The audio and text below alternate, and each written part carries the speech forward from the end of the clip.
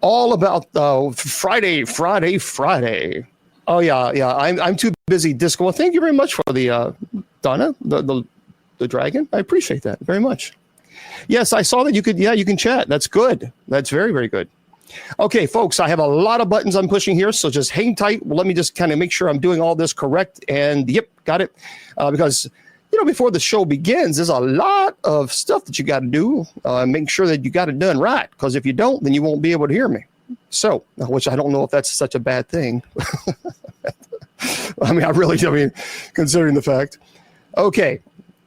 All right. So, hello, everybody. Happy Friday to you guys. Happy Friday. I hope that you have you'll mute Chidi if she gets out of it.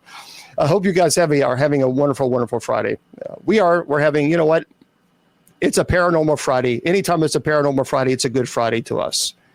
And we're excited to be here, and we thank you so much for being here. For those of you on TikTok, subscriber chat is on because within 10 seconds, I started live. The trolls came in. It's like cockroaches. It's like when you turn the lights off, they go, they scatter, and then you turn the lights on, and they take off. Yeah, that's very much like trolls. So anyway, that's what we have now. That's why we have sub chat on. We turn the light on. I agree, Judy Ann. I agree.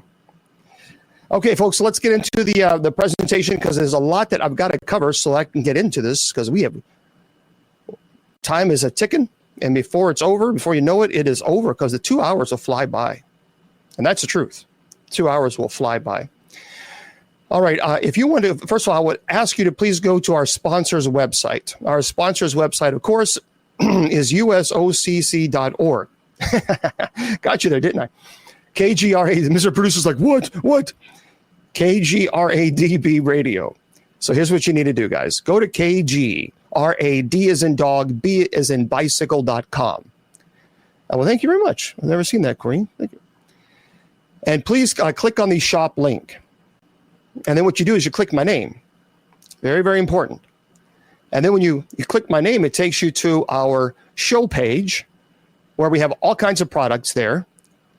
And some of them are, again, they have St. Benedict items, which Mr. Producer is showing on the screen. St. Benedict is the patron saint for exorcists as well as police officers. I'm a Benedictine monk that a lot of people, I guess, don't know. I've been saying that for 25 years, but okay. And there's also St. Michael items. And they're really beautiful items. Truly are. The shirts are amazing. There's one, I'm looking at that shirt now, that blue shirt there. Boy, that is spectacular. Of St. Michael. Truly, that is beautiful. Yeah, that's a gorgeous shirt. It's almost like a blue, and the St. Michael, it's a radiant light. That's a fantastic shirt. So we have a lot of St. Michael items, a lot of St. Benedict, and some other items as well. So here's what's so great about this. If you go there and you make sure you purchase as many of the items as you want, buy all of them. Oh, but Jack's Paranormal bought 2 of them. Excellent. Thank you. So if you buy all of those products, here's the deal. 100% of the profit that would go to me as a community, because this is a communal effort, we are donating that to the MKS Kids Foundation. It's an orphanage in Uganda, and they are pretty desperate right now for funding because they're self-funded. They're not government funded. So they rely solely on the kind generosity of the few donors that they have, few. So I just ask that you please consider doing that, okay? Oh, I'm glad. That's wonderful, Teresa. Thank you. Thank you guys for ordering it. Thank you. Look, Christmas is going to come right around the corner. I promise you guys, it is going to come. It's almost here. We're only 6 months away. We're going into September. So I assure you that this is a great time now to buy these products. And again, when you buy them, you know that you're helping a wonderful orphanage. And they're beautiful. They're just a beautiful organization. Okay, it's KGRAD as in dog, B as in bicycle, .com. KGRADB. If one of the moderators could put that up there, that would be fantastic. Thank you very much. And try to, let's pen that. Thanks, Jax. So if you go to kgradb.com and make sure you click on the shop link, and then my name. That's how you find it. It's very easy, and they have all the products there for you. Okay? So that's it. And if you want to go to my website because you're really bored and have nothing else better to do, well, you can go to bishopjameslong.com. Don't know why you really would want to, but if you want to. I mean, hey, there's nothing, okay. So anyway, it's bishopjameslong.com. And then, of course, the church's website, well, that's usocc.org. I want to remind everybody that tonight at 10 p.m. Eastern Standard Time, we do have our fun-filled, exciting night prayer. I love night prayer. And so no matter what kind of day you've had today, night prayer is a time, really, seriously, it's a time for all of us to get together and pray for each other. Because, we need to. We need to know that we're kind of in this together. So it looks like a lot of the trolls have scattered back under the rocks in which they came. So we might open the chat for everybody, because that's what happens. When you turn on the sub chat, and the trolls just scatter, and then they leave. And then once the numbers kind of go down, you're like, okay, the trolls are under the rocks. And so perhaps maybe in a moment, we might turn it on for everybody. But oh, yeah, that's right. Oh, yeah, thanks, Judy, for reminding me. Don't forget also your prayer. Well, thank you. Thank you very much for the wings, Anna. Thank you. And thank you guys for the gifts. Very kind of you guys. Thank you, Kathy. Tonight, 10 p.m. Eastern Standard Time, we have night prayer. Make sure, we had to turn that. Make sure, guys, you put your prayer petitions for night prayer right now. Okay, they have to be in by 8 p.m. Eastern Standard Time. So on my TikTok profile, for those of you who are watching on TikTok, go to my profile and you'll see the video that I made. And for prayer petitions, you'll see it for tonight's night prayer. Just make sure you put your prayer petitions in the comments. Include your first name, that helps. And try to condense it as much as you can. And for everybody else, you got to go to usocc.org. And it says to become a parishioner, click here. Well, it takes you to the Book to the Face group. And Judy Ann posts a picture up there today. Okay? So please make sure, if you guys would do that, it's got to be in by 8 p.m. tonight. And then we'll be happy to pray for your prayer petition. You know what? I encourage all of you, no matter who you are, to join us. And I know that, some people are sending me a message. Some people are sending me messages on Messenger saying, the show's so early. I get it. For those of you on the West Coast, it's 4 o'clock for them. So for the East Coast, it's 7 p.m. Eastern Standard Time. And I understand it's 4 p.m. On the West Coast. But usually at 8 o'clock, for some reason, we start picking up, the traffic. It always happens because we're on a little earlier than normal. Oh, it's midnight in UK. Okay, so let's get into our. Oh, and by the way, don't forget, next week. So I'm going to be flying out September the 10th to LA. I'm going to be staying at the Queen Mary for 3 days.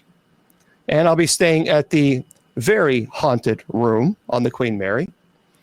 Judy Ann is going to be serving as executive producers. And so we're very excited about this. We have a lot of things to go over. And I think we're going to enjoy it. I think we're going to enjoy this. So make sure you tune in. So what I'm going to do probably next Friday, is talk about the Queen Mary. I don't want to give too much out because we're making a documentary. If you give everything out on a Friday night prior to going, then it kind of takes the sizzle out. So we'll talk a little bit about some haunted locations, perhaps maybe in Los Angeles, and the Queen Mary will be a part of that. But I don't want to do a whole hour on the Queen Mary, because you do that, then you might as well not even do a documentary. It doesn't make a whole lot of sense. Right. So yeah, I'm looking forward to it. I'm not intimidated at all. I'm really, really excited about it. And I will be going live on that Friday. So I want to let everybody know. Well, thank you very much. Thank you, Kimberly. I am going to be going live on the Queen Mary. And that will be on our September the 12th show. So that should be pretty cool. I'm looking forward to it, and hopefully you are as well. Now, tonight's show, let's get into it, guys, because we have a lot to go over. So we're going to have a good time. And I'm going to have several things packed with me, several of my paranormal equipment. I'm hoping to capture some evidence. I'm hoping to capture some EVPs. Thank you very much. EVP stands for electronic voice phenomena. And I am planning to take several recorders. One, I'm going to be taking this recorder. This is probably one of the best recorders you could have. It's phenomenal. I've had this for many years. It's tested, true friend. This is a very, very good recorder. And I'm also going to be taking another recorder that is ultra sensitive and one of the best, I think, recorders out there. The Tascam. This is fantastic. This really is fantastic. So this is one of the best digital recorders. Both of these are ultra sensitive. Both of these are.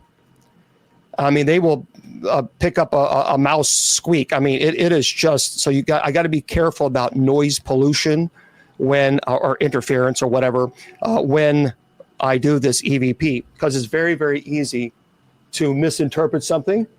And so I'm going to be taking that, and I'm looking forward to doing that. All right, let me put this up here. And that's going to be, again, I'm leaving on September the 10th. Okay, what in the world? That's the problem. When you move something and everything falls over. All right. That's the problem, boys and girls. Well, come on, you dumb, stupid. There. Okay. Nothing like fighting with books. So that's what we're going to do. And I have I will be taking my digital recorder that I used during Ghost Adventures on the Bobby Mackeys. That is the same recorder that I captured the growl at the Gates of Hell Cemetery. So that recorder is one of the best as well. So there's going to be a lot of equipment. I can only take so much, obviously, because I'm flying out. Don't get possessed. I'm not planning on it, but I am going to do everything that I can to capture evidence. I want to capture evidence. And if I don't, then I will debunk every single thing that's there. So I tell you what. You're scared again, yeah. It's we'll see. We'll see. And we're going to be going. So I'll be going also live a lot on TikTok. Unfortunately, I won't be able to go live all the time on all the other social media platforms because I'll need phenomenal, obviously, Wi-Fi. And you can't really do that, regrettably, when you're traveling. You just get the Wi-Fi that you get. But I have been told that the Wi-Fi on the Queen Mary is pretty amazing. Well, thank you there. Hi, I think it was hi. Yeah. All right, let's get into our presentation because our presentation is very cool. One that a lot of people don't know about. And as I read a little bit more about this, I thought this is really interesting. Now, if we have enough time, there are several other topics that I'm very interested in talking about, perhaps secret societies. I've updated that information, and eventually I'm going to be talking about the Devil's Bible. That's a very, very interesting story. If you don't know about it, you'll know when I tell you. So I don't think there is a chapel. I wish that there was, but I don't think there is. I'm not for sure. All right, guys, let's get into the presentation. Tonight we're talking about the blood moon curse. The blood moon curse. The ominous superstition and its dark history. There are many cultures who saw that the blood moon was legitimate, a true legitimate fear, an omen, if you will. And what people don't know is that on March the 3rd, 2026, that will be the next total lunar eclipse. That's called the blood moon, otherwise known as a blood moon. Now, it will be, by the way, in September 2025, it is visible from Europe, Africa, Asia, Australia, but it will not be visible in the Americas.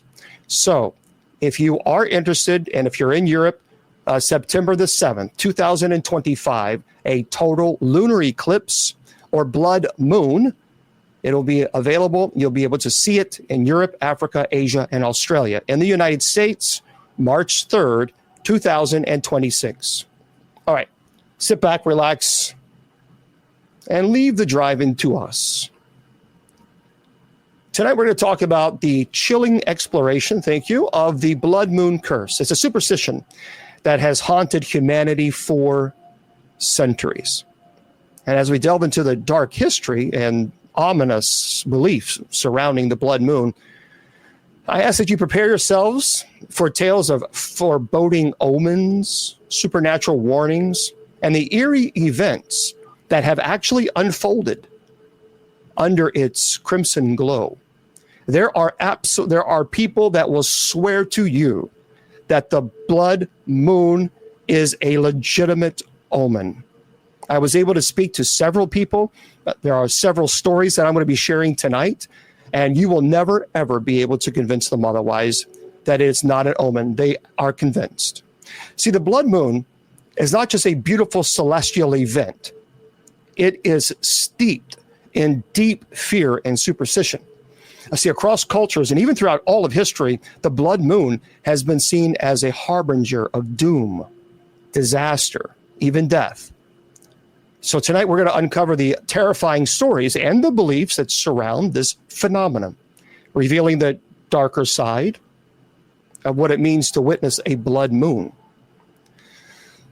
So let's begin by understanding the blood moon itself. So a blood moon occurs during a total lunar eclipse. That's when the Earth passes between the sun and the moon.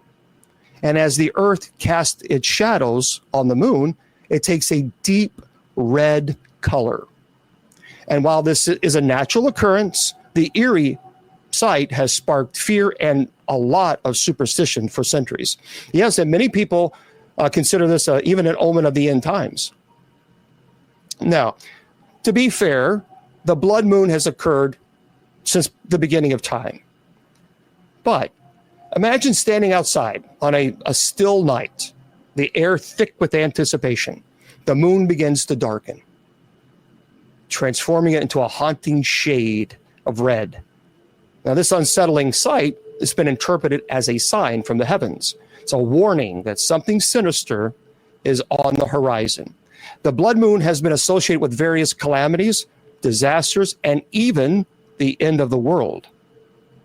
So throughout history, many cultures have viewed the blood moon as an omen, often linking it to catastrophic events. So let's explore some of these events, okay? Yes, we do. Yeah, I just mentioned that. We have one coming up in next year. Yeah. So for those of you, next year. All right. First, the Babylonians. The Babylonians were among the first to record celestial events, and they believed that the lunar eclipses, particularly the blood moons, were a direct message from the gods. They interpreted these events as a warning of impending doom or disaster. For instance, they associated blood moons with the death of kings or the fall of empires. Now let's talk about the ancient Greeks. They also viewed the blood moon with trepidation, fear. They believed that a lunar eclipse was a sign of divine displeasure. Now that's true. That's true. And Nuncha said, and the Babylonians also worship big lizards. But let's talk about the Greeks, the ancient Greeks, the philosophers. So when they saw a blood moon, they thought that it was a sign that, it was divine displeasure. The philosopher Aristotle noted that a blood moon could signify calamity, and many feared that it foreshadowed the death of a prominent figure. And the Greeks often held rituals to appease the gods during such events. The Chinese, what I love about this is when you learn about different cultures in different times, how many of them have almost the same belief when it comes to the blood moon. In ancient China, lunar eclipses, the blood moon, that was seen as a dire omen for the emperor. And the Chinese believed that the moon represented the emperor's health and well-being. A blood moon was thought to signal illness or misfortune for the ruler. often leading to rituals aimed to restoring balance and averting disaster. Now, even the Native American tribes, many Native American tribes viewed the blood moon as a time of change. Some believed it was a time when the veil between the living and the dead was thinnest, allowing spirits to cross over. And the eerie glow of the blood moon was thought to attract malevolent spirits, and rituals were performed to protect against these entities. Even Europe, in medieval Europe, the blood moon was often associated with witchcraft and dark magic. So people believed that witches would gather under the blood moon to perform their rituals, invoking curses and dark forces. You got to understand, when you're in medieval Europe, knowledge of, total lunar eclipse, it was limited. And at the same time, they truly believed in witchcraft. They absolutely believed in demons and possession. And they believed that there were women out running out, warlocks running out in the woods, putting curses upon people. So this was a legitimate fear for many people in medieval Europe, not only Europe, but all across many different cultures and many time and generations. So when you put yourself in that position in medieval Europe and you see a blood moon, you were terrified because you knew that witches were in the woods practicing terrible curses. See, the sight of a blood moon was thought to bring misfortune, illness, and even death. So villagers during a blood moon would often stay indoors. They would not go outside. They closed the doors, closed the shutters. Everything was locked tight, fearing that the supernatural beings that might roam the night. If you really think about that and try to put yourself in their position, that would be terrifying. Imagine you're living out in the village. They didn't have street lights. It was very dark outside, so you could see all the stars. And then the moon turns red, completely red. That would be terrifying for many people who didn't have the knowledge that we do now about lunar eclipses. So much so that it would frighten them that no one would go outside at night. Could you imagine, even being a child at this time, thinking that you're hearing monsters or growling outside, knowing that there's some evil creature, scouring the area? I think that would be kind of interesting existence when you put yourself in their position.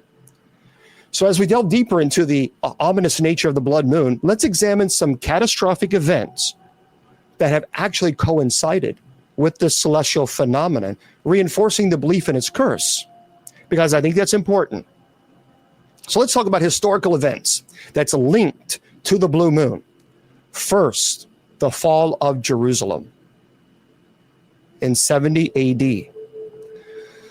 What many people don't know is a blood moon occurred shortly before the destruction of the Second Temple in Jerusalem. I always say blue moon, the blood moon. So the blood moon occurred shortly before the destruction of the Second Temple in Jerusalem. Many interpreted this event as a divine warning of the impending catastrophe. Tongue-tied. The sight of the blood moon was seen as a harbinger of the bloodshed and the destruction that would soon follow after, which did happen. Also, in 541 and 542 AD, the plague of Justinian. So the first pandemic of the bubonic plague, known as the plague of Justinian, it coincided with a series of blood moons. So people believe that the blood moon signified the wrath of God. And the ensuing plague was seen as a direct consequence of God's judgment.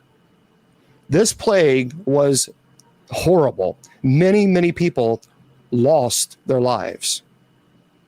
And that coincided with the blood moon. Also, interestingly enough, World War I and World War II, both world wars saw blood moons occurring around the time of significant battles and losses. See, the blood moon became a symbol of bloodshed and turmoil of war. Many believed that these celestial events foretold the violence and destruction that would follow. Numerous natural disasters, including earthquakes, tsunamis, have been reported to coincide with blood moons. For instance, the 2011 Japan, and many people don't know this, in 2011, Japan had an earthquake and a tsunami that occurred shortly after a blood moon, leading to speculation about a connection. Thank you. See, the blood moon was seen as a sign of nature's fury, a warning of the chaos to come. Now, the belief in the blood moon, the curse, that extends beyond historical events. It also, what people don't know, it has profound psychological impact on individuals and communities. Hello. So the anticipation of disaster during a blood moon can lead to heightened anxiety and fear. People may perceive normal events as ominous, creating even a self-fulfilling prophecy. The collective fear surrounding the blood moon can amplify these emotions, which could lead to panic and even irrational behavior. Like, for example, in medieval Europe, locking yourself in your home and not allowing any family member to go out. You also have to remember, we're not talking about indoor plumbing. So in medieval Europe, well, many had outhouses. So when you had a blood moon, you didn't go outside. And the shared belief in the blood moon curse can create a collective consciousness that heightens fear. See, when communities gather to witness a blood moon, the shared anticipation can lead to heightened emotions and reactions. Stories of doom and disaster circulate, feeding, obviously, into the belief that the blood moon is indeed cursed. So as we move into the modern era, the blood moon continues to evoke fear and superstition in a lot of people. And so let's explore how contemporary beliefs shape our understanding. So many people still hold superstition beliefs regarding the blood moon, associating with a bad luck and illness, misfortune. Rituals and practices such as cleansing or protection spells are sometimes performed to ward off perceived negative effects. And the blood moon remains a topic of intrigue and fear, often discussed in hushed tones. Also, the portrayal of blood moons in media, particularly in horror films and documentaries, has contributed to the fear surrounding them. Sensationalized accounts of disasters linked to blood moons further obviously perpetuate the cursed narrative. See, the blood moon has become a symbol of fear, a reminder of the unknown. You know, we are left, I think, with a chilling understanding of how this celestial event has been intertwined with human history and fear and superstition. The blood moon serves as a powerful symbol, evoking both awe and fear in many people. And whether one views the blood moon as a harbinger of doom or a chance for reflection, it undeniably captivates our imagination and stirs our emotions. So as we look to the skies in the next blood moon, let's remember the stories and beliefs that have shaped our understanding. Now let's talk about some of the stories, because some of these stories are absolutely chilling, bone chilling. These are historical stories that have been passed down from generation to generation. And when you hear some of these, you're going to be shocked. All right. So let's go into the first story. For as long as people have looked up at the night sky, there have been stories about the moon. Some have told of benevolent guardian watching over the earth, like a silent, pale sentinel. Others whispered that it was an eye that was watching back. But the blood moon, now that was never the time for comfort. A blood moon is not just a poetic name for a lunar eclipse. It is the moment when the earth itself casts a shadow on the moon's face, smothering its silver glow until it burns a deep, unnatural red. Now, science will tell you it's a trick of the light, but ancient people knew better. See, when the moon bleeds, the old superstitions say it is feeding. This is what many people historically believed. Feeding on our fears, feeding on our secrets. And if you're careless enough to reach out to it, it might just reach back. Many cultures believe. Now, in every corner of the world, the blood moon has been seen as an omen, as I mentioned. As I said, the Mesopotamians firmly believed it foretold the death of a king. Even in the Incas, it meant a jaguar spirit was attacking the moon, as if it won, it would come for humanity next. And in medieval Europe, as I told, they would bolt their doors. They would never speak names out loud, ever. Because they believed that the moon would carry those names to the dead. And yet there were always those who saw the blood moon not as a warning, but as an opportunity. Because in hidden forest, in stone circles, half swallowed by moths, in basements lit only by tallow candles, occultists and witches would wait for the crimson light. They believed it was a doorway, the perfect time to speak across the thin line between this world and the next. Now, some sought knowledge, and some sought power. Some only wanted to see a lost loved one again. But the blood moon is not a tame thing. It's not a tool to be bent to human will. It's a predator, many people believe. Patient, silent, very, very old. And when you call to it, it listens and has always taken its payment. For those of you who are just joining us, I'm Bishop Long, and we're talking about the blood moon curse, superstition. Is it true? Is it real? Every culture that dared to work magic under the blood moon recorded consequences. Some wrote of voices in the dark, speaking in languages no living mouth could form. Other cultures told of the figures that walked in circles around the ritual fire. Figures with no face, only a smooth expanse of skin where eyes and mouth should be. Well, thank you, Julia. Now, those who survived to tell their stories never went near a blood moon again. And those who didn't are still with us.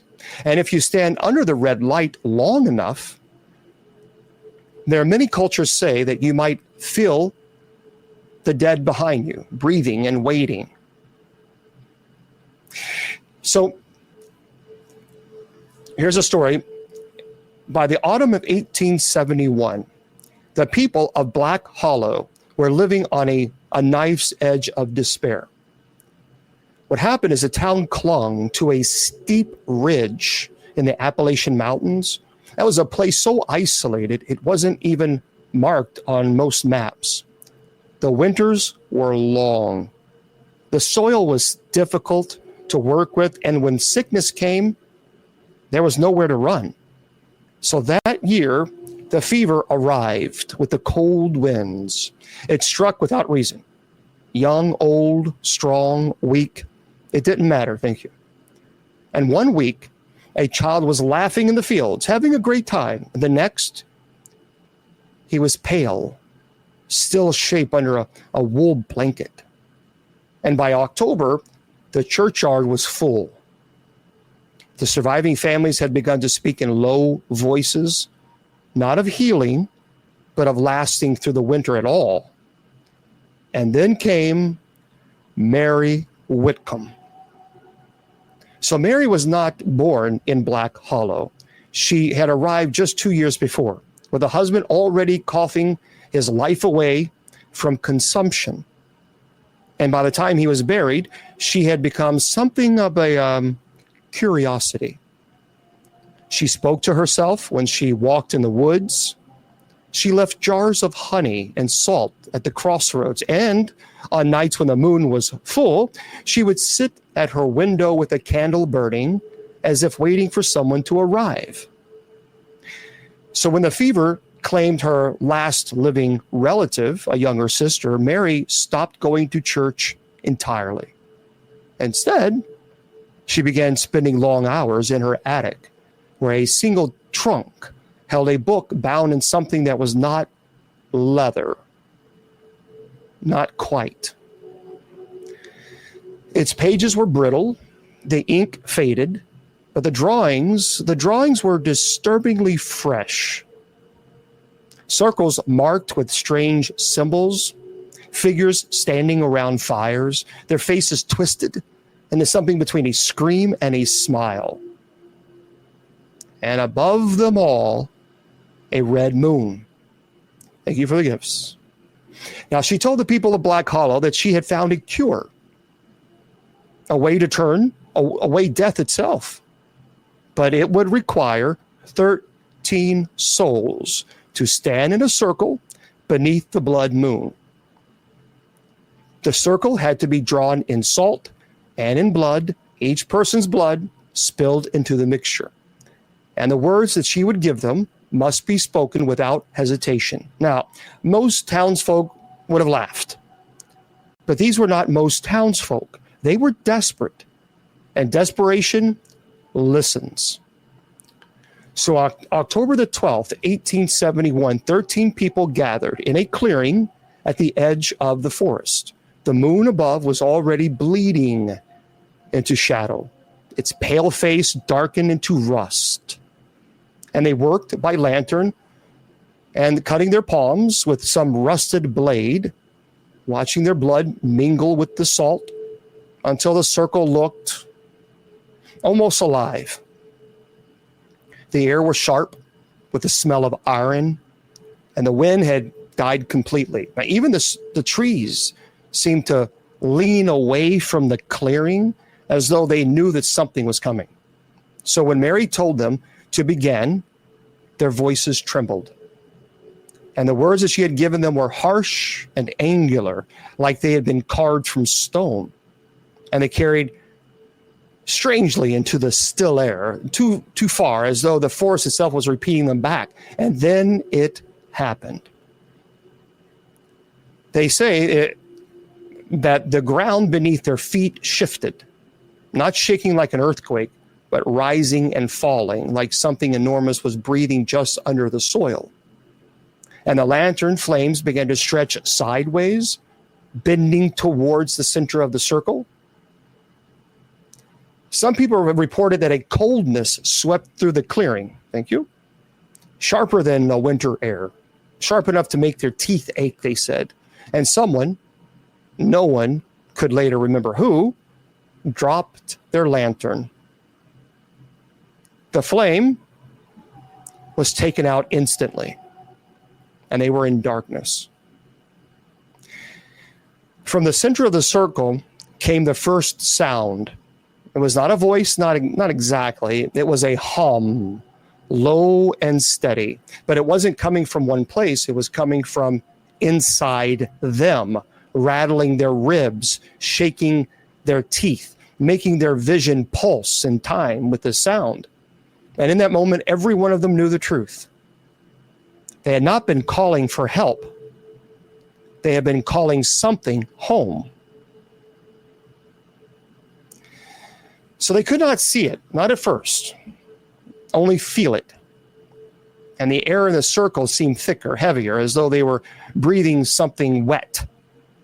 And some swore later that the darkness itself had almost feel like gained weight, that it pressed against their skin and filled their mouths when they tried to speak. And the humming moved slowly and deliberately. And one moment, it was in front of them, the next behind.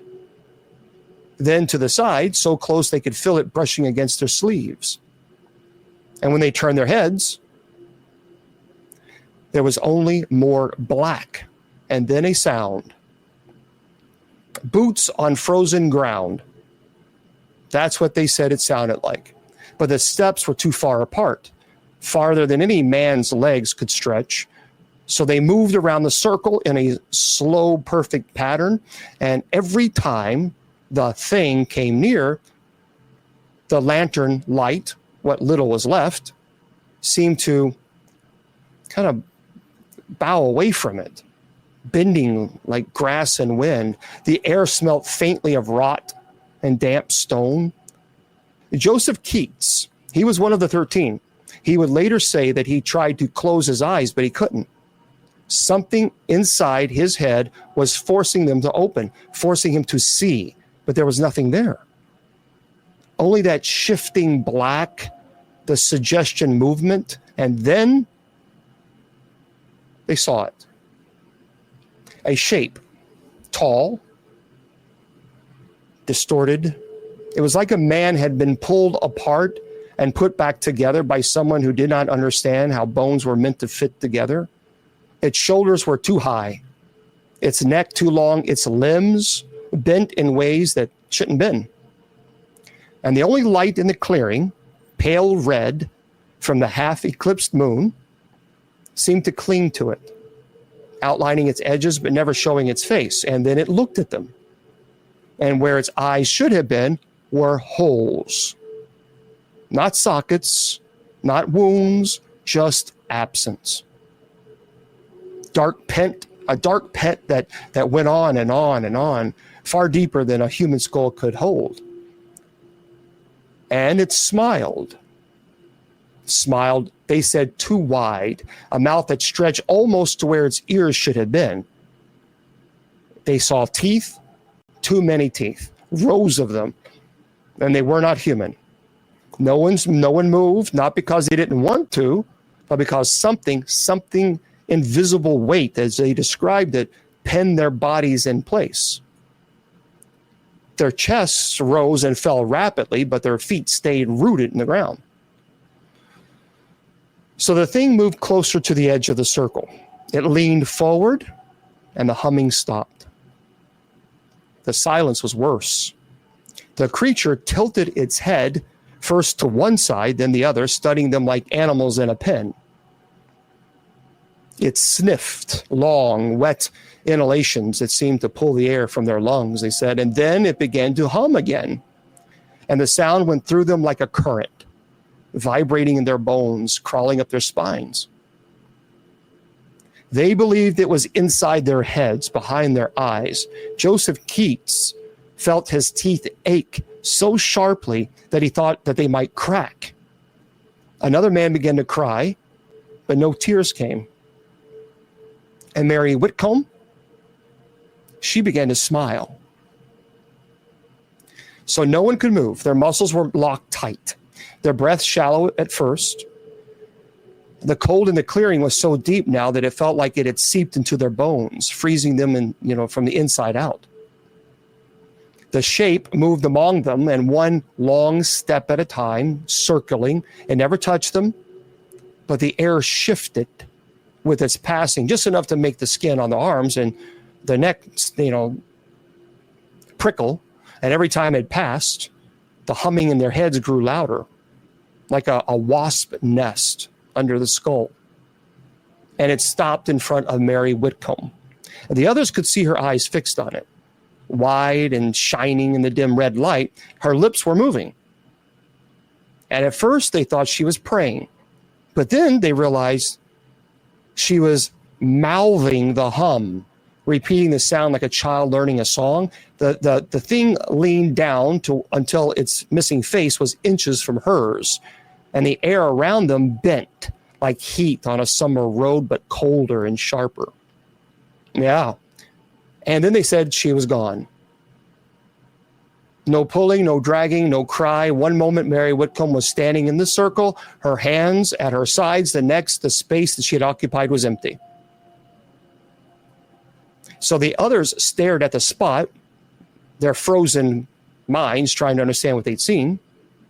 And it was though as she had been erased, not taken away, but removed entirely. The shape then straightened, and for a moment the red light caught the edge of its teeth again, and it hummed once more, brief, satisfied. It began to fade. Not stepping away, not vanishing in a blink, but thinning like smoke in the wind. And at that moment, the paralysis broke. One man fell to his knees, retching. Another staggered out of the circle, sobbing. They all ran, stumbling and tripping through the frost and, the dead leaves, and the trees of Black Hollow swallowed them. So when they reached the town, they had actually found the doors of every home standing open, not a single light burning. And inside the rooms were empty chairs tipped over, dishes shattered, fires in the hearth burned down to nothing but cold ash. The sick beds were all vacant. The children were gone. And by the next morning, Black Hollow was silent. And within a week, every surviving soul had fled, leaving the ridge of the forest. And now, a century and a half later, hunters still say that on blue moon nights, if you wander too close to the clearing, you can hear humming in the stillness. And if you follow it, well, then you'll have to tell us what happens. The next story, this is the monastery in the Pyrenees. 1624, by the way, this happened. So high in the snow-bitten peaks of the Pyrenees, there once stood a monastery. The locals actually called El Silencio.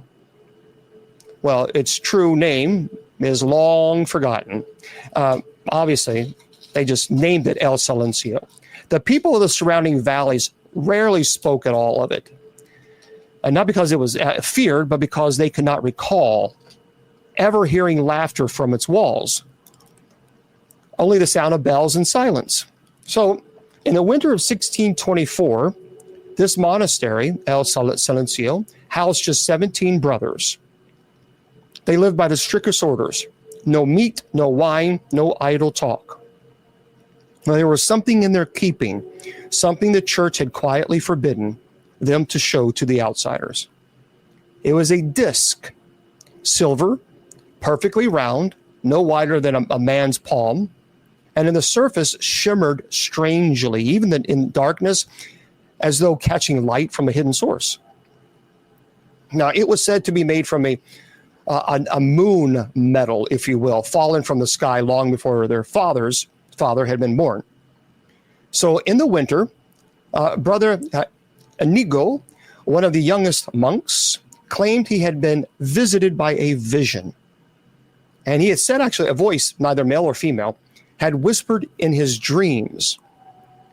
And he said that the whisper said, place the moon metal upon the altar at the hour of midnight, and the Virgin will come to bless your house, the Virgin Mary. And this is a true story. What's interesting about these are true stories. Now, do we know they happened for a fact? Well, we don't know, but these have been passed down from generations. For those of you just joining again, I'm Bishop Long. We're talking about the blood moon curse, historical events that have occurred during the blood moon. Now, some were skeptical with the brother. Others were quietly eager. The monastery had been struggling. Grain stores spoiled by damp and wolves prowling dangerously close to the walls. A blessing could only help. So on the night of the blood moon, the chapel was lit only by a single row of candles, their flames trembling in the icy air. The silver disc was placed on the altar, gleaming faintly in the crimson light, pouring through the high window. And at first, nothing stirred. Then, thank you guys for the gifts, a shadow appeared at the far end of the nave. It was a figure in white robes, walking slowly up the center aisle. So its hood was drawn low, and its hands were folded as though in prayer. And the brothers bowed their heads, believing that they were in the presence of something holy. And as the figure passed each candle, the flame did not flicker. They said it kind of bent, straining towards the robe. And then the air grew dense, hard to draw into the lungs, they said. And Brother Mateo murmured a prayer to the Virgin, but the words twisted in his mouth, coming out in a language no man in the monastery knew. And another brother began to laugh, like a choking laugh that sounded more like sobbing. The figure reached the altar, and it stopped. Its face was not human. It was the moon itself. They say a perfect sphere of pale. That's all it was. It looked like a pale round circle. Cratered stone where the cheeks and eyes and mouth should have been. And from the cracks in its surface came whispers, soft at first, then growing louder, voices the brothers knew. And it started, and it said, this is what they said. They said, dear fathers, mothers, brothers, lovers. And they were calling their names, begging them to step forward. And four of the monks rose without hesitation. And they walked to the figure as though drawn on strings, their eyes wide and unblinking. And when they reached it, they each placed their hands against this face. And then they passed out. Completely passed out. Needless to say, the rest fled the chapel. And by dawn, the monastery was in flames. And the disk of the moon medal was never found. The next blood moon story, which is quite interesting. And it would be easy to believe these stories belong to the past. The Block Hollow, the monastery, the Pyrenees are only a grim little chapters in forgotten history. But the blood moon does not care about centuries, doesn't fade with time. Listen to this. This happened in January of 1996. A group of amateur ghost hunters set out in the Sonoran Desert, hoping to catch footage of the total lunar eclipse. They brought cameras, EMF meters, a battered cassette recorder for audio. Well, the first hour of tape is uneventful. Wind over the sand, the crunch of boots, occasional burst of laughter. Then at 12:13 a.m., the wind stops. Desert goes silent. Okay, check my monitor there. And the sound begins. Again, it's a low hum. Low and steady, but layered. And many voices humming at slightly different pitches. And one of the investigators whispers, do you hear that? And another replies, yeah, but it's inside my head. And then at 12:15, the tape cuts out. What was interesting is their truck was found 2 days later. The keys still in the ignition, driver's side door hanging open. And the men, because there were three men, it was as if someone had tried to get into their truck, but the men had been completely like in a time vessel, they described it. They heard this humming. It was a blood moon, and all of them heard this humming. And the next thing, they woke up the next morning, had no memory of what happened, none. And when of course, 2 days later, complete and total time lapse. And they still, even to this day, don't know what happened. Now, in February 2019, total lost time. This is in Norway. This event happened in February 2019. A woman named Anja Brinde. She was alone in her apartment during the blood moon. She noticed a shape in her living room, a tall, narrow, impossible mistake for a shadow. Her curtains are closed, and security footage shows her walking to the window and standing there for 2 hours. Her breathing was slow, her face slack, her eyes fixed on something outside. And then at 3:17 a.m., she suddenly turns away and just sits down. The next morning, she has no memory of the event. But when she plays back the footage, she swears she hears a faint humming on the audio track. Now, researchers who've studied these encounters have noticed something. Every verified blood moon incident, everyone tied to either disappearances or strange behavior or the hum, occurs on a repeated schedule. 87 years apart, It's not tied to astronomy. It's not tied to location. It is tied to something else, something older than maps and calendars. And that is the blood moon. If the wind stops, if the night goes still, and if you hear it, they say, do not listen to the hum. Now, it's kind of crazy if you think about this. A lot of people are talking about this hum that occurs during the blood moon. Yeah, we're talking about the blood moon, when the moon goes completely red. And again, for those who are joining us, I'm Bishop Long, and we are now talking about the blood moon curse. So there's a reason the old stories said that, you should never speak of the blood moon's curse after dark. They believed that recounting it, even in a whisper, was like opening a door. And when that door opens, something looks back. If you feel the air change, if your skin prickles and your breath feels, too loud in the silence, then you'll know it's close. And once it's close, there's no outrunning it. They say there's not in the city, not in the woods, not in your own bed. Some say the only way to survive is to just try to drown the noise out. Fill your space with sound, chant, pray, listen to music until the moonlight itself fades away. Everyone says don't let the hum get inside your head, because once it does, you'll start to hum along. And when you do, then you're already there, as the blood moon will rise again. Now, let's talk about this one. I've actually talked to this family. This is a very interesting. At first, when I heard this, I thought this is kind of interesting. The Johnson family had always been fascinated by a lunar cycle, but they had never paid much attention, to the warnings surrounding the blood moon. Well, on the night of the celestial event, they gathered in their living room, excited to witness the phenomenon. And as the moon turned a deep crimson, they said an unsettling chill filled the air. Yeah, Havana, it's interesting. It seems like we don't know as far as what the connection is. But listen to this story. And I spoke to this family.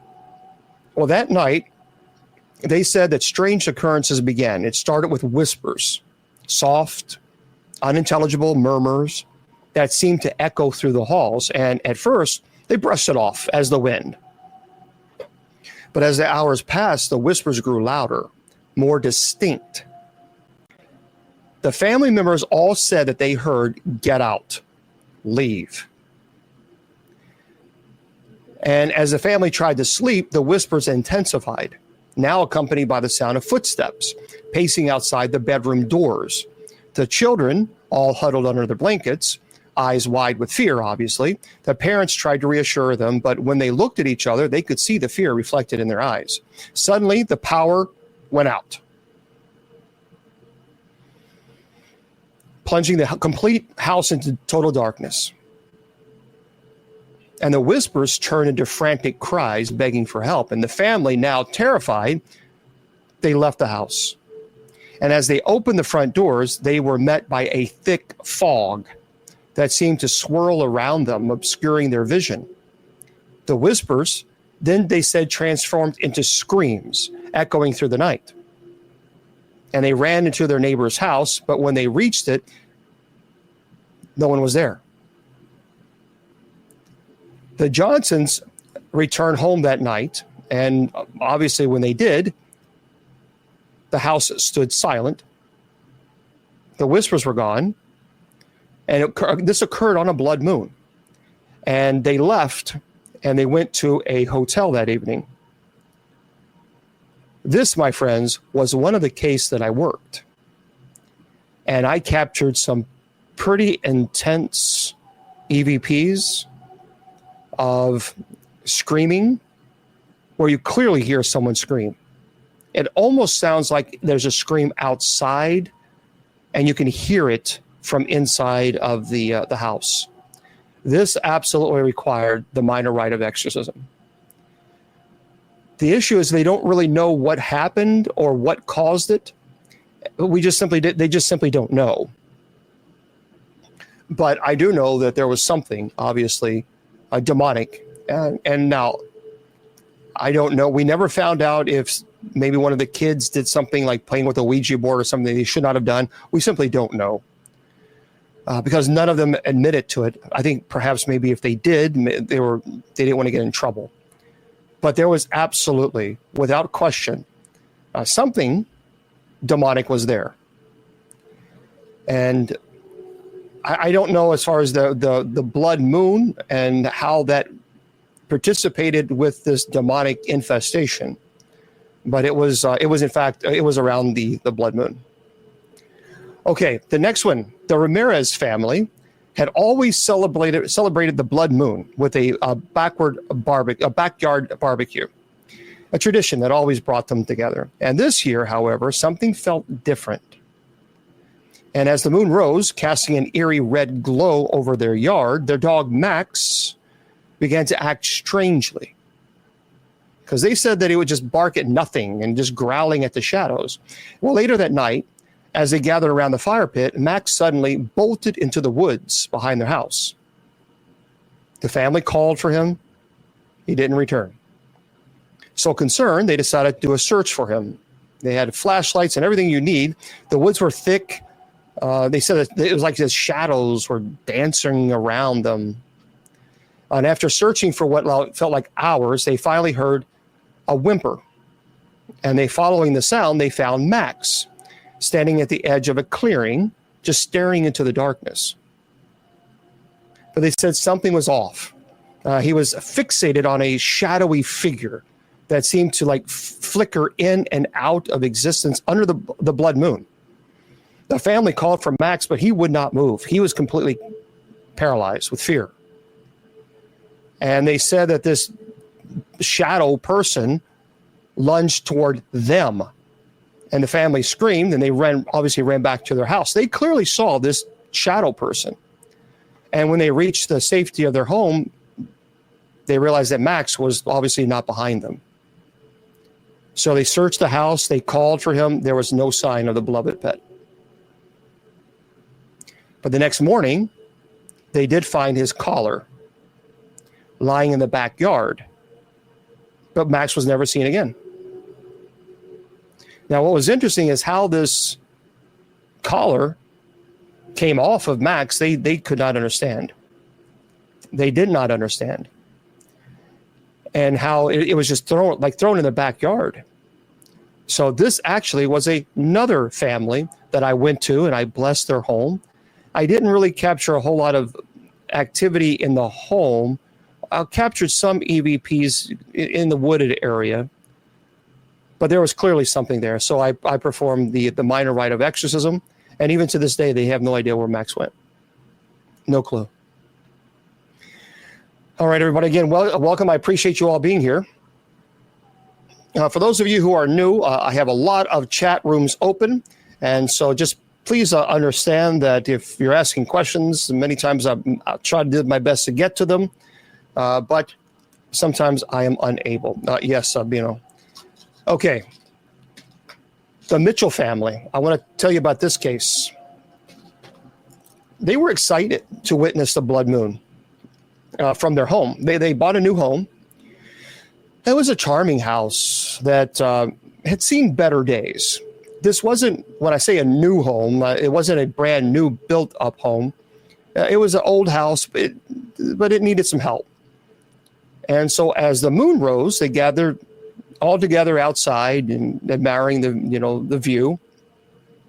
But as the moon turned red, they said that the atmosphere shifted. Now, the youngest daughter, her name was Lily, and she was the first to notice something strange. She stood in front of the mirror in the hallway, and her reflection, she said, kind of was not normal. The families described it as distorted. Because I don't know how much of this, because I couldn't document this, but they said it almost seemed like it was smiling back at her, even when she wasn't smiling. Now, the families dismissed it at first, thinking that it was either a trick of the light or perhaps maybe a warped mirror. And that night, as they prepared for bed, Lily's parents heard her whispering. And when they entered her room, they found her sitting on the floor staring at the mirror. And she told her mom and dad, she said, she's in there. And she told she said, her voice was trembling, and she said, but she wants to come out. The parents exchanged worried glances, but they reassured her that it was just a reflection. Well, that following night, as the blood moon reached its peak, a lot of strange occurrences escalated. The families told me that they heard soft tapping sounds coming from the mirror. And when they looked closer, they swear they saw a black shadow that seemed like it was almost behind the glass, pressing against the glass, trying to break it. The parents tried to cover the mirror, but it felt as if the figure was pulling them toward it. And so, in obviously fear, they put a towel over the mirror, but the tapping continued. And the family fled to the living room, but then the tapping started happening in the walls. And it started what they described as scratching. And they spent the night huddled together in the living room. And when the sun rose, the sound stopped. The fear was still there. And they contacted me. And I went to this family's house. I have the mirror. I won't show this mirror online because the EVPs that we captured in this particular case was very violent. And there's no question in my mind that this case was demonic. None. And so this is a mirror that I won't show online. So when I show you some of my haunted items that I've collected through the years, I have a storage facility, but I'm not going to show this. Obviously, I think it would be irresponsible. I've blessed the mirror, and I really don't even take the mirror to paranormal conferences because this was in my opinion, this was a case where even the skeptics cannot deny that demons exist. Okay. Yeah, we performed the minor rite of exorcism. The family was able to, thank you. Thank you, Elizabeth. And so the families say they're good to go. They haven't had any issues since. The next family I want to talk about is the Thompson family. They had a tradition of gathering for family dinners. And in one particular night, there was a blood moon. And so this year they decided to host a grand feast in their ancestral home. There's a big, beautiful estate. Actually, it used to be a slave state, if you will, estate. Obviously has a lot of what? Yes, I do, Himana. And so this was a plantation. And so as the moon began to rise, a sense of unease settled over the family because they were all outside and they were having a great time. But when the blood moon came in, because their festivities even went well into the dark. But during dinner, the eldest member of the family, Edna, began to tell stories of their ancestors. And she spoke of a curse that had been placed on their family generations long ago. And I guess because, the blood moon was there, she thought it was an opportunity to scare some people. And she began to warn them about the blood moon's power. Well, the family thought, this is our Grandma Edna. So the family just laughed it off. They say, it's a superstition. But as the night wore on, the atmosphere grew tense. And as the blood moon reached its peak, strange things began to happen. The lights flickered in the home. The temperatures in the room completely dropped, and also outside. And suddenly, the family say that the portraits of the walls began to sway back and forth like a breeze had just swept through the room, even though all the windows were closed. And the family, of course, exchanged nervous glances, but Edna insisted they just continue on with their dinner and don't worry about that. Well, then one by one, each family member began to feel an overwhelming sense of dread. and they started to hear whispers echoing in the halls and voices calling their names and warnings of impending doom. Now the whispers grew louder, and the family members began to argue. There was accusations flying as fear took hold, and in the chaos, Edna collapsed, her eyes wide with terror. The family rushed to her side, but she whispered, "The curse, it's real." And the lights then went out completely, plunging them into darkness. And when they flicked on their phones for light, all the family portraits, every single one of them, had fallen. And so, of course, glass was shattered. And they took Edna to the hospital. And they said that Edna just had an episode. Her blood or her sugar levels or something of this nature just caused her to pass out. Thank you, Sheena. But I went to this family contacted me and asked if I would be willing to go and perform a blessing, because they were terrified. They never seen this before. They'd never experienced this before. I did.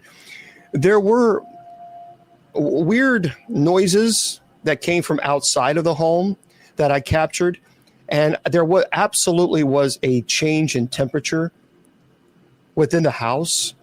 So I asked them to turn the air conditioning off, because I was there during the fall and it really wasn't that hot. So it was comfortable. So I said, let's turn the air conditioning off, because I wanted to see if there was any type of change in the room temperature, because that was one of the things that they had said that happened. And in one particular room, it was a 15-degree temperature change. So that's pretty remarkable. And what I mean by that is we always do what's called baseline readings. Thank you very much. Thank you very much. We do baseline readings before we investigate. So we tell everybody to turn off all the air conditioning unit. So it was off for a good hour or so. So then we take a baseline reading, say, okay, this room registers 70 degrees. This room registers 65 degrees. So we register everywhere, the walls, the ceiling, the floor, and we kind of measure all of it. That way we have a baseline before we begin the minor rite of exorcism. So we began the minor rite of exorcism, and we heard disembodied voices, clearly heard it from outside. No one was outside. It was more like a moaning sound than anything. And that changed. That when we went into one of the rooms, it was a 15-degree temperature. And by the way, that was the grandmother lived with the family, and that was in Edna's room, and that was a 15-degree temperature drop. So that was a very interesting situation. But this all happened, by the way, during the blood moon. Now, I'm going to also talk a little bit about a couple more quick stories. Oh, yeah, they also can get hot, too. Yeah, during an exorcism, especially an exorcism, or even the minor rite of exorcism, the minor rite of exorcism is basically you bless a home. You don't perform an exorcism on the home. That doesn't exist. You bless the home, and you perform an exorcism on the entity that has manifested in the home. So that's what you're doing.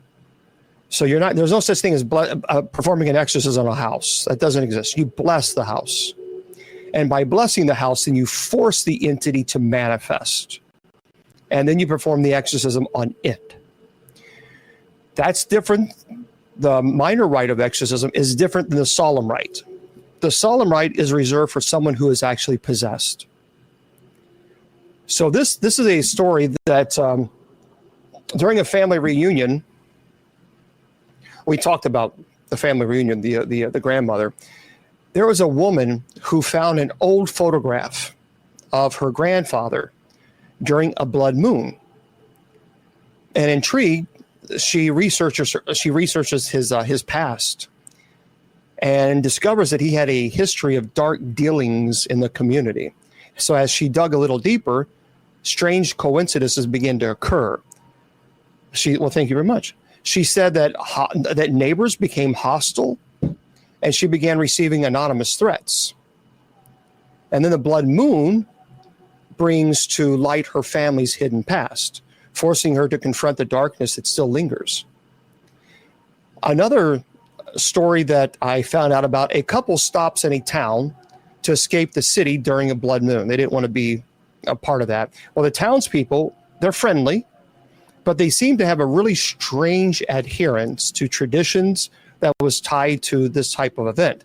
So when a couple tries to leave, they found themselves blocked by downed trees, strange occurrences that made them feel watched. And they realized that the town has a history of isolating outsiders during the blood moon.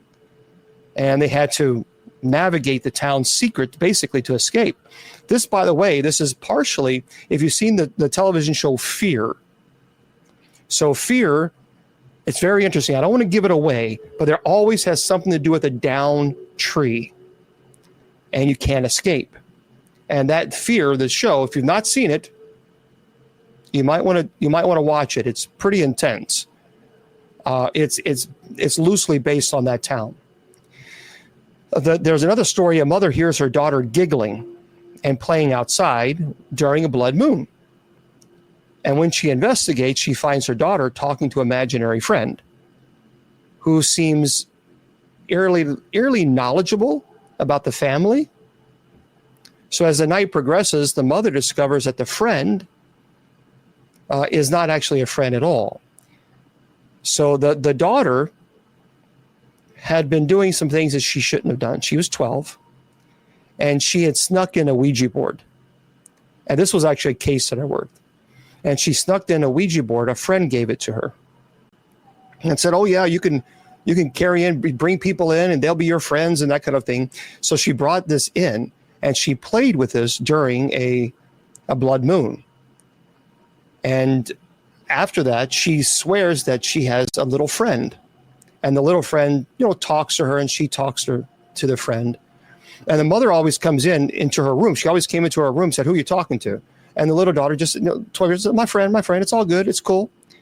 Well, I mean, at 12 years old, imaginary friends should be, dissipating at the age of 12. But her mom just said, okay, she's not going to question too much about it. But as it continued, the daughter came into her mom's room and said, I don't like my friend anymore. And the mom asked her why. And she said, because my friend keeps saying that you don't like me anymore. And the mother said, what are you talking about? I don't like you anymore. You're my daughter. And she said, yeah, but my friend says that I shouldn't trust you anymore, and that you don't like me, and that you'd rather get rid of me. I mean, it's just saying things of this. And so the mom walked into the daughter's room, and everything seemed normal, but she found the Ouija board. And needless to say, she was very, very upset. And she asked, who gave this to her? And she said, a friend of hers. And she said, what else has this friend been saying? She said, the friend has been saying that I should go outside at night. And where is this friend telling you to go? They lived out in the woods. Thank you, Jim. They live out kind of like in the woods, not too far. Well, I should just go walking out in the woods at nighttime. And so they called me in, and I have the Ouija board. And so I performed the minor rite of exorcism, and I blessed the daughter. I captured a couple EVPs that were growls, and another EVP that I can't mention because I'll be banned on TikTok. But it was an aggressive one that was geared towards me to cause harm. And so that was an interesting EVP. Well, thank you very much. Thank you. So we captured a couple EVPs during the minor rite of exorcism. So we've removed the Ouija board. I do have it. And then we performed the minor rite of exorcism. We blessed the mom and we blessed the daughter, and the activity stopped. But that all happened. It all happened with the blood moon. Again, I'm not implying that the blood moon is the cause of that, but I'm just saying that she started playing with the Ouija board during the blood moon. Thank you there, Jax. So there we go, friends. That is our fun-filled, exciting presentation on the red blood moon. Okay. Yeah, some of these cases are pretty interesting. Speaking Speaking of moons, thank you guys. Thank you. Yeah, stay away from Ouija boards. I don't care what anyone says to you. I don't care. They can sit there and tell you that there's nothing wrong with them. They're harmless. I'm telling you, they are incorrect. The people who say this, now some people I know they mean no harm, but I'm telling you, stay away from these boards. And no matter how many times I say this, and I get a lot of flack and people going online and trolling and saying nasty things. I don't care. Here's the problem. One, you don't know who you're communicating with. That's a big problem. And you can say, well, I surround myself with white light. Demons don't care about your white light because you can't have it both ways.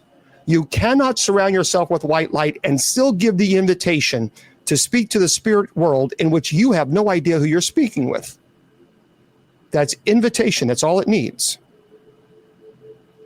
But the biggest issue, and I've said this I don't know why people don't have been talked about this.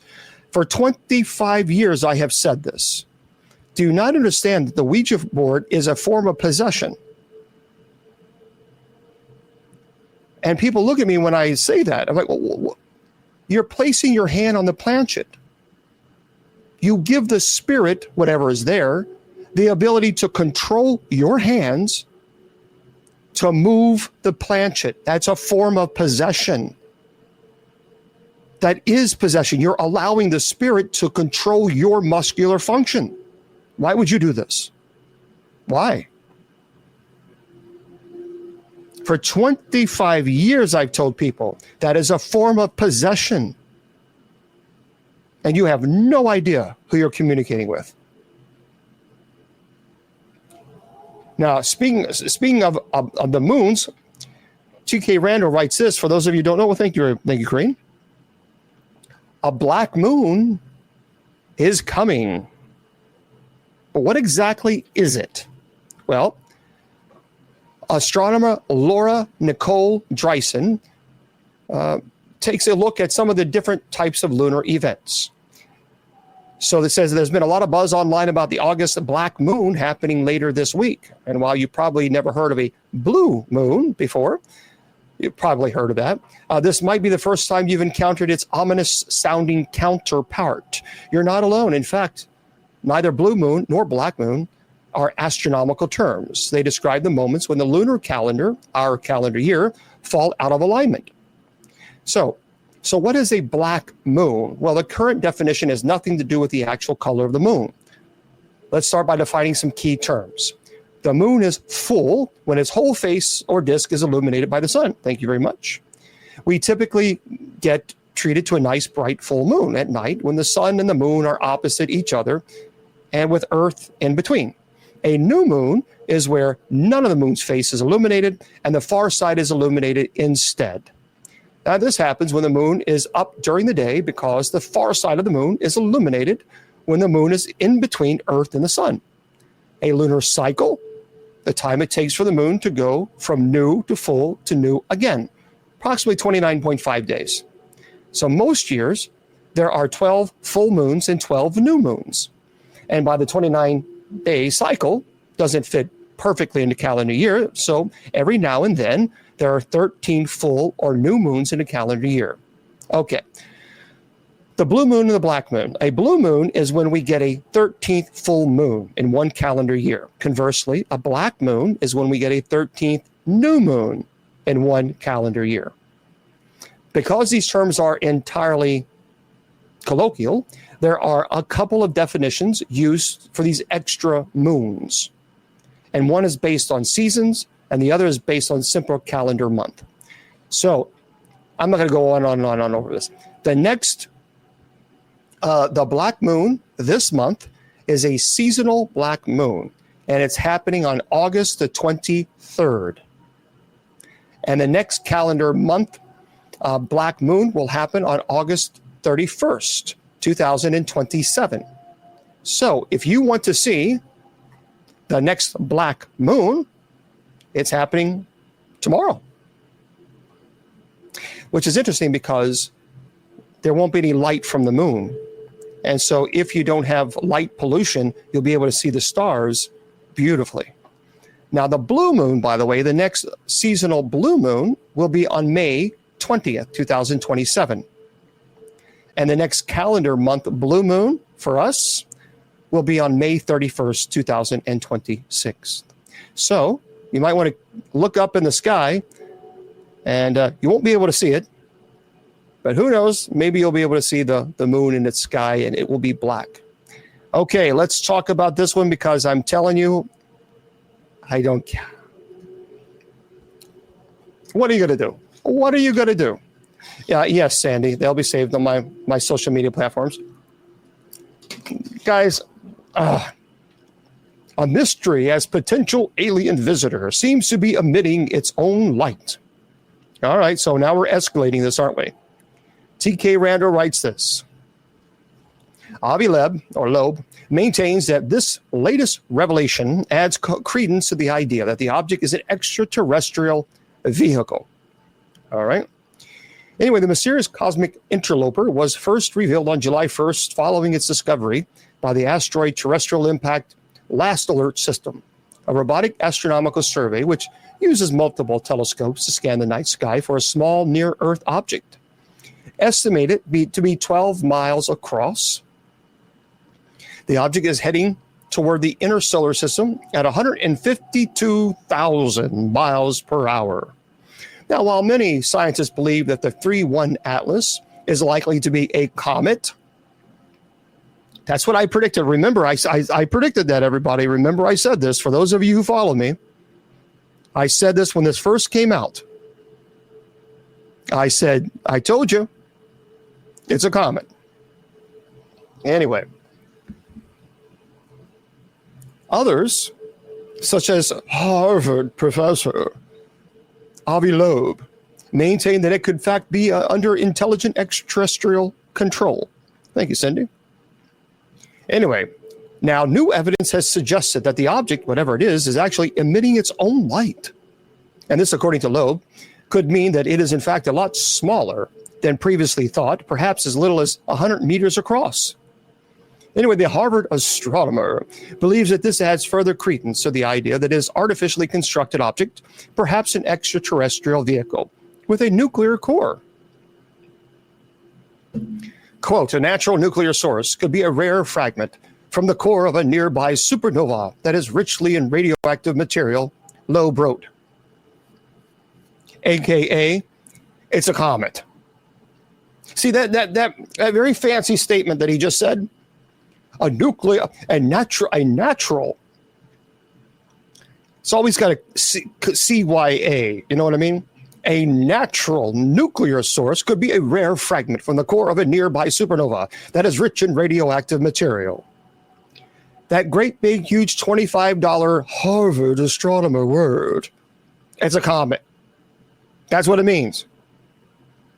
You don't have to sound fancy dancy. You don't have to use the $20 football words, as Miss Wilma says. It's a comet. Anyway, he says, this possibly is highly unlikely given the scarce reservoir of radioactive elements in interstellar space. Alternatively, the 3-1 Atlas could be a spacecraft, he says, powered by nuclear energy, and the dust emitted from its frontal surface might be from dirt that accumulated on its surface during its interstellar travel. Yes, because we know there's so much dirt in space. This cannot be ruled out, but requires better evidence to be visible. How much are people paying to go to Harvard? For this astronomer, who is a Harvard astronomer, I love the fact that it's always interesting when they say something so insane, and then they always have something to fall back on. And the fall back on is, well, this could be a natural nuclear source, could be a rare fragment from the core of a nearby supernova. It's richly in blah, blah, blah, blah, blah, blah. It's a comet. It's not an extraterrestrial vehicle. I'm telling you guys now, it is not. So for those of you who believe that ET is in this little thing, I'm telling you now, you're not going to see ET. You're not going to see a UFO. It's a comet. And the dust particles that you see, Avi, which you're not telling people, is that as the comet gets closer into our solar system, obviously the sun rays, even as far as it is, it's still going to have heat particles. The heat particles that melt, obviously, or that interact with the comet, you're going to have light. You will clearly see light with this, and you'll see the dust that's coming from it. The dust that's coming from it is not dust, it's ice particles that are actually melting as it enters our solar system. Duh. That's it. That's it. It's hard to burst your bubble. But I tell you, you watch as it gets closer and it gets closer and it gets closer. Oh, well, like I said, it could be a natural. Oh, shut up. Anyway, he realizes that he's gone too far into this ET crap. Now, look, I believe that there's alien life because this is my belief. Thank you very much. I believe it's quite possible. But I do not believe this is an extraterrestrial vehicle at all. And when it comes to pass, you will find out, thank you very much, that it's not ET. Sorry, it's comet. That's what, and guess what? You guys didn't even have to go to Harvard to get that education. You just got it for free right here on KGRADB radio. I mean, come on, folks. Now, for those of you just tuning in, I want to remind everybody, please do not forget, because there's a lot of people who've came in that were not here in the very beginning of the presentation when we did our announcements. Please go to our sponsor's website, KGRADB.com. KGRAD as in dog, B as in bicycle.com. Click on the shop link and click my name. Please buy all the products there. And here's why. And for those of you who are new, just indulge me for a moment. We are partnering with the MKS Kids Foundation. It is an orphanage that is in Uganda, and they are not government funded. They are self-funded. They help a lot of kids that are orphans. And I tell you what, it's a beautiful organization. So if you go to this KGRADB.com, click on the shop link and then my name, you're going to see a lot of St. Michael items. St. Benedict. St. Benedict is the patron saint of exorcists as well as police officers. And purchase as many products as you can. Because, number one, you're getting good products, but more importantly, 100% of what I would make, my cut from selling these products, 100% of that, as a community, we are donating that to the MKS Kids Foundation. And I think that's a beautiful thing. So we need to definitely do that. And then I'll get with Mr. Producer about the information that he was asking for the MKS kids. But I'm telling you, this is something that we can all do together, and we can make a difference in these kids' lives. And I encourage you, for those of you on TikTok, go to MKS Kids Foundation and go on their TikTok, and you see the kids. And you see, I mean, we're all making a difference. And it's important. So I think that's important to remind everybody, KGRADB radio right there. For those of you on all social media platforms, you guys know that on TikTok. Okay? Okay. So make sure you guys do that, and that would be wonderful. And thank you for doing that.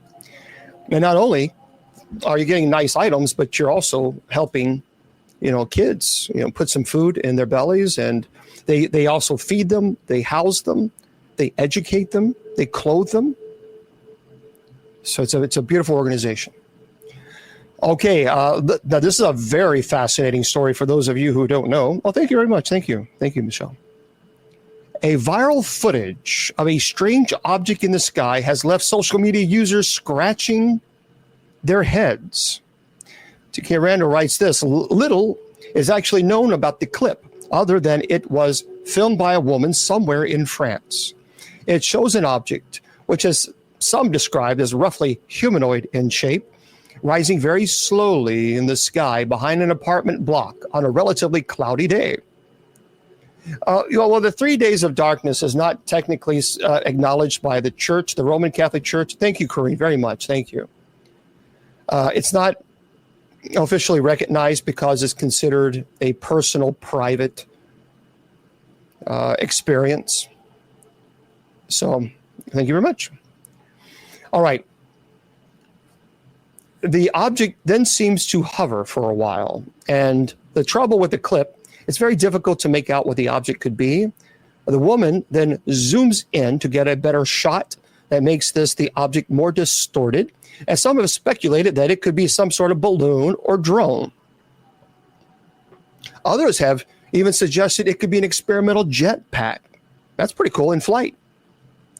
And there are some superstitions believe that it's a witch.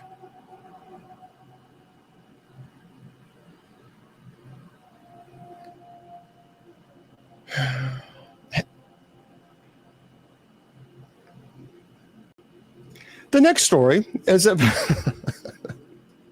it's like, what do you say to that? Like, really? Oh boy, guys, have you heard of this story? This is, I don't know about this one. This one's a little weird. This one's you think that was weird? Listen to this. I don't know. Yeah, a witch. Like, oh, okay, I didn't know we were in the 16th. A witch, yeah. A witch on a broomstick. You think that is a weird story? Listen to this. T.K. Randall writes this: a Chinese tech firm is building a gestation robot with a womb. The eye-opening project could provide the world's first robot capable of growing and giving birth to a human baby. This is a true story. If there ever was a story that seemed as though we were all living in an episode of Black Mirror, this has to be it. Some Chinese firm, I'm not even going to try to Guangzhou-based technology, is currently working on developing a humanoid robot with an artificial womb that can actually be used to gestate and deliver a baby.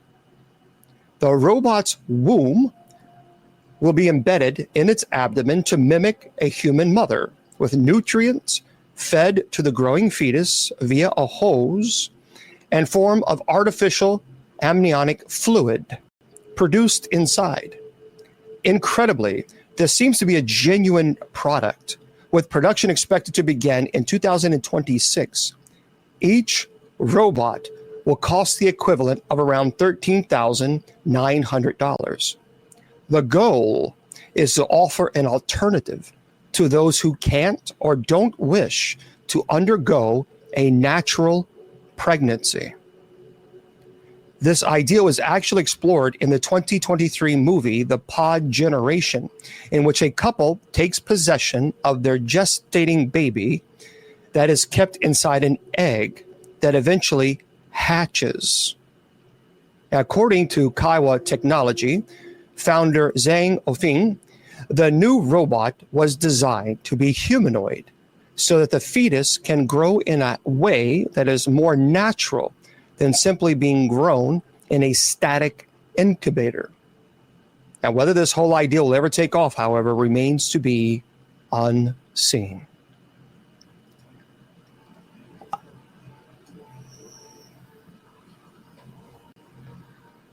I'm serious. That is a true story. When I read that, I thought, there's no way. There's no way. way. Yeah, that's going to be one of those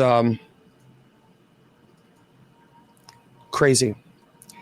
This is a story of a, speaking of another crazy story, the Ouija board. We all know this one. T.K. Rand writes says, many people are terrified of what might happen if they use one of the boards. But why exactly is this? Because it's demonic. A staple of horror movies, paranormal investigations, and mediumship sessions, the Ouija board is typically operated by having participants place a finger on a planchette, which then moves between the printed letters and words to spell out a message from beyond the grave. We know how it works. Now, while many dismiss them as supernatural claptrap, others remain convinced that they are the real deal, even warning people against their use, like me.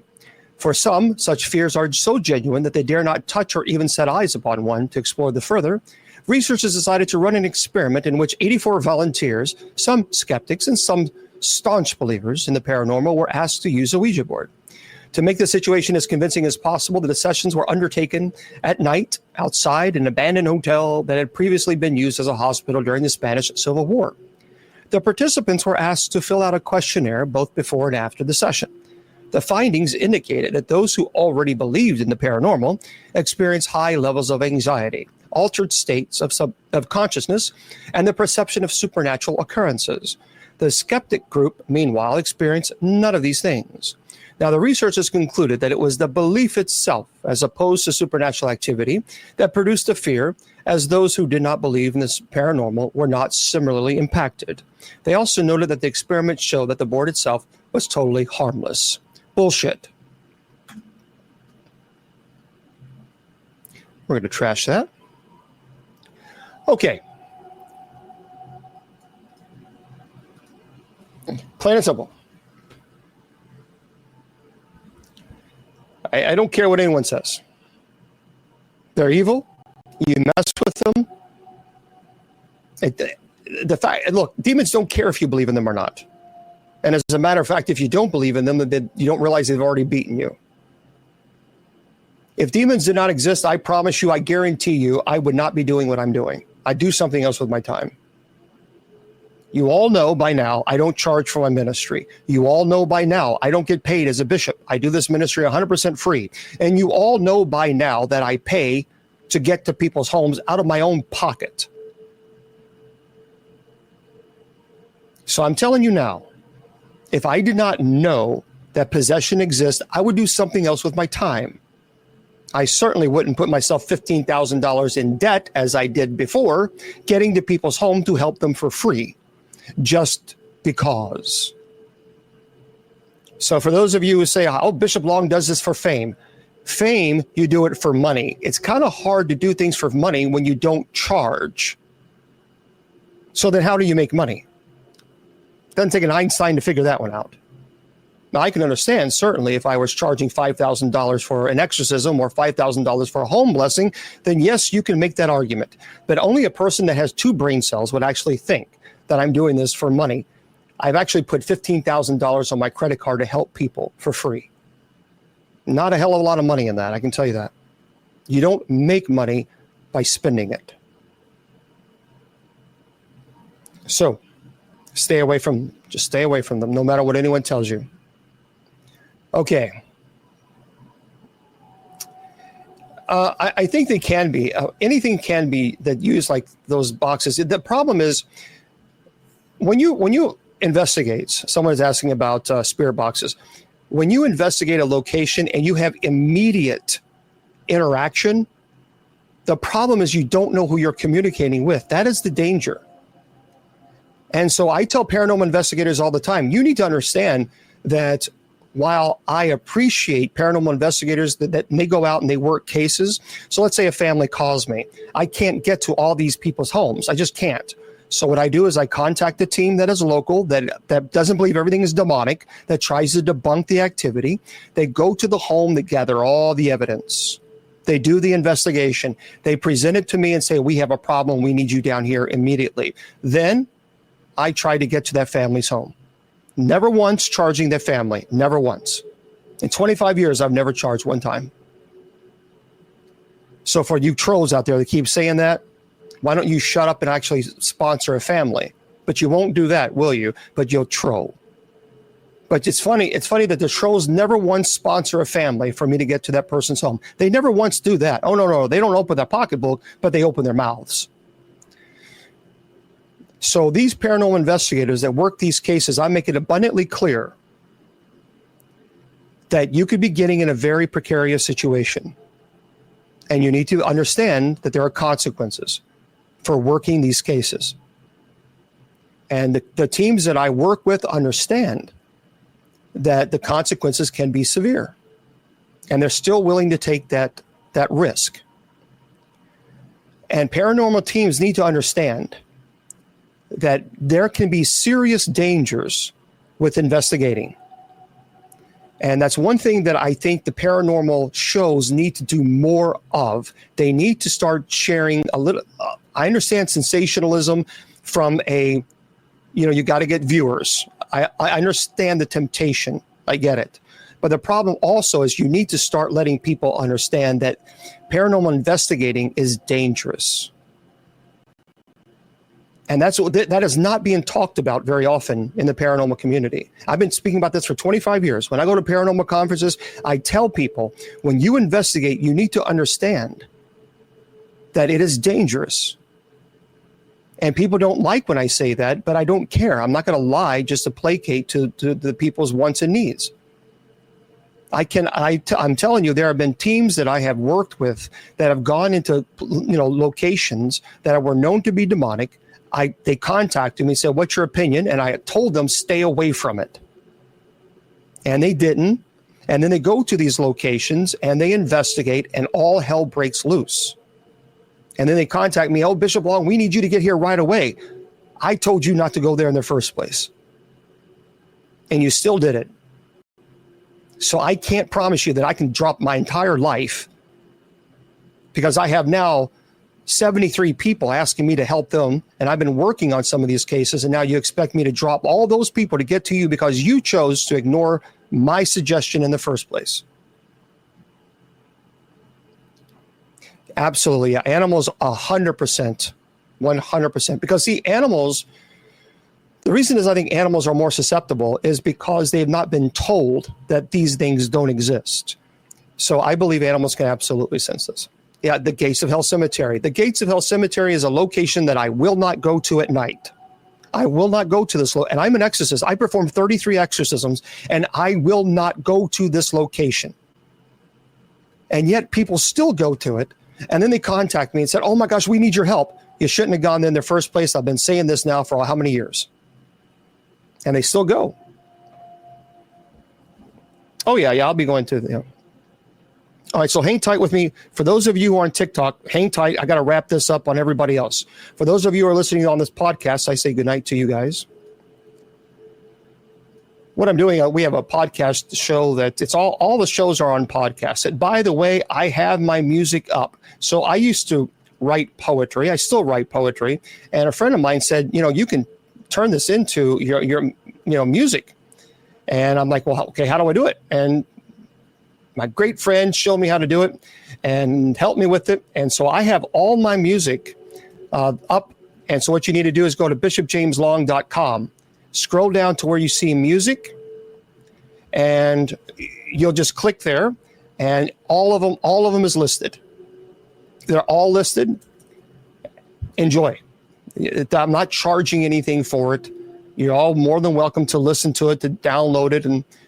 But if you're going to use them, they are copyrighted. Please understand these are copyrighted music. So just remember this. But anyway, they are there for you. Just bishopjameslong.com, scroll down to where you see Bishop Long's music. Yep, it's my music. I own it. I own all the copyrights. And so there was an individual that decided to take one of the songs, and I had to send them a little message and just remind them, hey, please don't do that. Don't steal. I'm more than willing to let anybody use it. Just all I ask is you just give credit where credit's due. Okay. So Saturday, we do not have a show on Saturdays anymore. Don't forget. Well, thank you there, Mr. Producer. So no Saturday shows. We'll be here Sunday at 6 p.m. Eastern Standard Time on TikTok only for Mass. We have liturgy. It only airs there. And then Bible study at 8 p.m. on Sunday on everywhere. Also, don't forget tonight, 10 p.m. Eastern Standard Time, we have night prayer. Please join us. My friends, on all the social media platforms on KGRADB Radio, remember I tell you all the time, your value does not decrease based on someone's inability or refusal to see your worth. You're priceless, and don't let anybody tell you or convince you otherwise. Good night.